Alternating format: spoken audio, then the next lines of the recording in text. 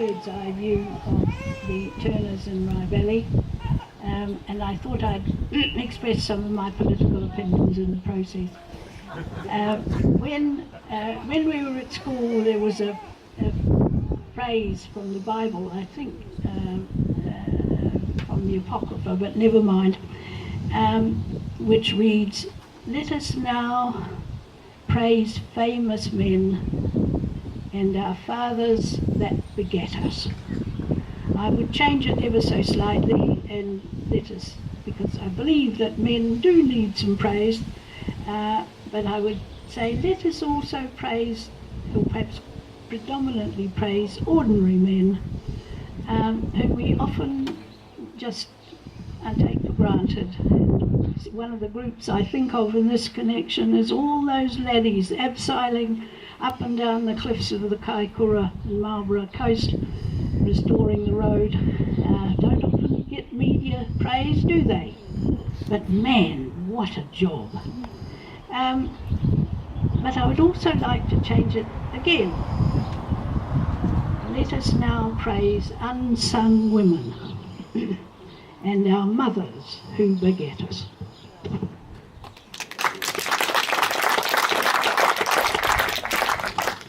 Today in particular we are praising Matilda Edmonstone Mackenzie, later Matilda Turner. As you can gather, of course, Matilda was a Scot, and she was a Scot for one of the most famous clans in Scotland. One time the Mackenzie clan spread right across from the Hebrides to the eastern end of the Highlands. The trouble with the Mackenzies was that unfortunately a lot of them put their faith in Prince Charlie, and that was a very bad mistake. However, Matilda's branch of the Mackenzies came, you'll be surprised and delighted to know, from Cawdor. So I imagine that her forebears scrubbed the pots for Lady Macbeth.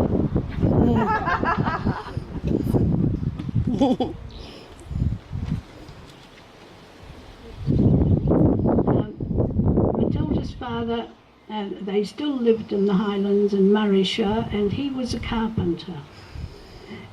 And at the time that Hobson bought the piece of land across the Auckland Isthmus, to the Maoris' delight, because it provided a very good barrier between them and the tribe just north of them, with whom they occasionally had return matches, sometimes pretty savage. Hobson, of course, was desperately in need of tradespeople to build a town.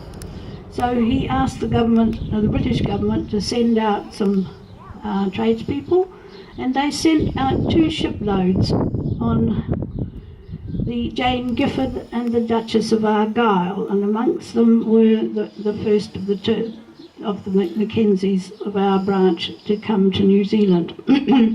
The result for the Mackenzies was pretty tough. Hobson died before the ships arrived. His offsiders must have been totally incompetent, because when they arrived there was neither accommodation nor work available. However, it got sorted out little by little, and great-great-grandfather Mackenzie and his family ultimately ended up with a rather swampy little farm full of rotting kauri logs, I suspect because it was kauri country and consequently extremely badly adapted for growing grass. He had a little dairy farm just south of Howick, and there Matilda grew up, and she had what seems to me a typical country childhood. She helped on the farm as well as in the house. She rode horses bareback around the countryside, none of your prim Victorian mischievous behaviour. And there they were through the outbreak of war in the Waikato. Everybody was urged from the area to move into Howick, which was a kind of defence village which had been set up to house retired army men from Britain. But great-grandfather Mackenzie wouldn't have a bar of it. He said the Maoris wouldn't touch him, and they didn't. Indeed, it's interesting to notice that some of the damage that was done in the process of the wars in New Zealand was done actually by rather out-of-hand Europeans. Nice little bit of it. Well, I bother with my notes. Charlie Turner's family was totally different in origin. They were Londoners. They had originated in Grimsby on the Lincolnshire coast, on the northeast coast of Britain, of England. They came down to London in the late 18th century because Grimsby had hit a very bad patch, and London was starting to boom, so as good, well-trained brickies, they came down, probably walked, and settled, and gradually started to make good in the economic sense. One of the interesting things about them was that they were very interested in education, and one of the great-grandfather Turners made sure that his granddaughter had a good education. So they got a little property together, so they were not too badly off, and my great-great-grandfather was able to qualify as a solicitor, and unless you think this is grand, it was actually in Whitechapel, and that was one of the really tough parts of London. But he still could sign himself gentleman. And this rather went to the head, I'm afraid, of our great-grandfather, but never mind. Charlie and Matilda, when the Turners managed to get some land quite close to Howick, and a kind of and a romance developed, much to the disgust of both sides.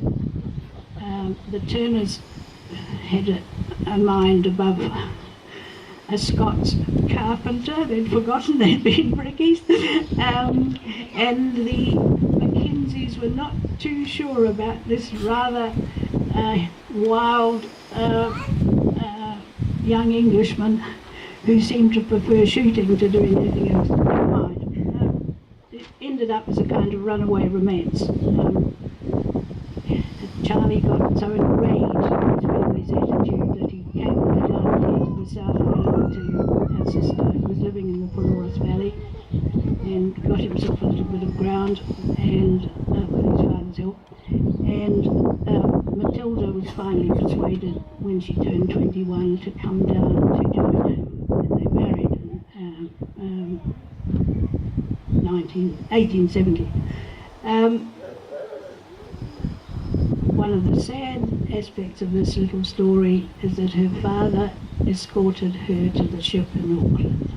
You can imagine what mixed feelings he must have had. However, they settled in the Rai Valley on their little bit of land, and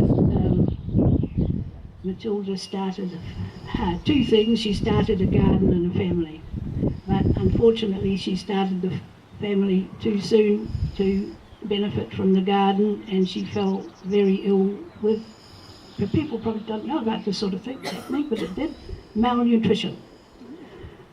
The thing about the bush is that it did have quite a lot of pigeons in it, and there were eels in the creeks, but there was almost nothing in the way of vegetation that was edible. And although she had a relative across the river, they couldn't help all that much, and her own garden hadn't matured, so there she was. She went all by herself by ship up to Auckland to be with her family for the arrival of the baby, and then like a hero she came back again. And they lived first of all in the Polaris, and the thing about Charlie Turner was that he didn't know anything about anything rural, but he was prepared to learn, and he worked like a demon.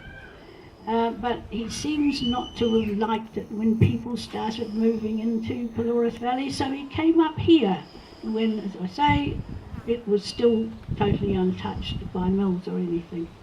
And he set to and cleared it and produced a little farm out of it, on which they were able to milk the enormous number of, ultimately 9 cows. So their lives were very, very tricky. And but they lived here, and I should say that another of the problems was problem of personality. Great-grandfather Turner was, for me, a kind of romantic hero in water, with water. Very, very moody, inclined to explosions of temper,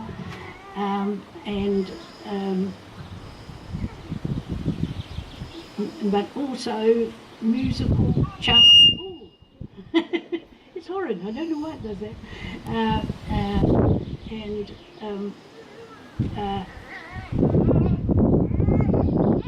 He also was very responsive to like his parents actually, and his sisters and brothers, very responsive to the natural world in New Zealand. And even though my great-great-grandfather lost everything he had, thanks to the behaviour of the money men who moved into New Zealand in the beginning of the settlement, they affected this selling of land to such an extent, thanks to an auction system, that the land which the government promised at 10 shillings an acre to immigrants who paid their way, land prices were rocketed up all around Auckland to between 30 and 50 pounds an acre. That is between 60 and 100 times the amount of money they were eligible, that they could get on a grant.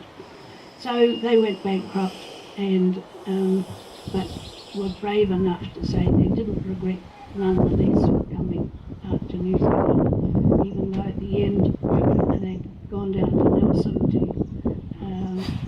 see if conditions were easier there, decided they weren't, and in writing back to his son, one of his sons behind in London, great-great-grandfather Turner said simply, "We don't need to worry about the cost of freight because all our possessions would fit on a tea tray." So that's an aspect again of early immigration which we don't necessarily know about. We hear about the rich ones. Anyway, the two married, and they ultimately had, when they moved up to Carluke, they had 4 children. Janie, my grandmother, was the baby. She was 4. The eldest was Emily. She was 11, I think, and 10. And they did what they could. Great-grandfather, right from the beginning. Of course, they couldn't earn anything, just a patch of big timber. He used to walk over to the Rai Valley early in the morning on a Monday to work for a relative of his on his farm, and walk back home on Saturday night. So for the rest of the week, Matilda was in the cottage on her own, with a bit of a garden which had a fence around it, but the cattle in the bush would trample it down, and so on. And that went on for a very long time, and there's one disaster come down in tradition. Walking back home over the range, great-grandfather lost his pound that he earned that week. So you see, it wasn't altogether beer and skittles. Well, I've tried to write up a lot of what the family experienced, thanks to Matilda's diaries. Her diaries are a wonderful source of information about life as it really, really, really was in the bulk of New Zealand for early immigrants. However, Granny too was musical. She was a very astute lady. She had had exactly 2 years formal education, but she was as bright as a button. And she was fond of people. She enjoyed people, and I think that was the making of the family. Well, I won't go on in any more detail, but the cottage is as she lived in it, or that's it's good reproduction as can be managed, and it was furnished when it was first restored with donations from all the families around the Rai Valley, so it's a memorial to them as well. Now, the relationship between Matilda and Charlie was at times very stormy, but I'll say a little something about what happened when he died. And I'm just having to quote this from memory, so don't blame me if I get it a wee bit wrong, but after his funeral she wrote in her diary,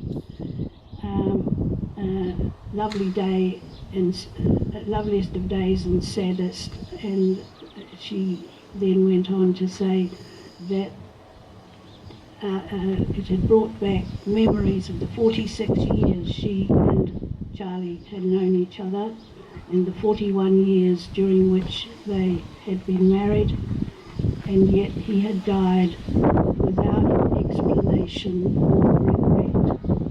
I hope he understands now. But when she went with her son to hear the will, he had left her everything and made her his only executor. So he had every faith in her. Isn't that lovely?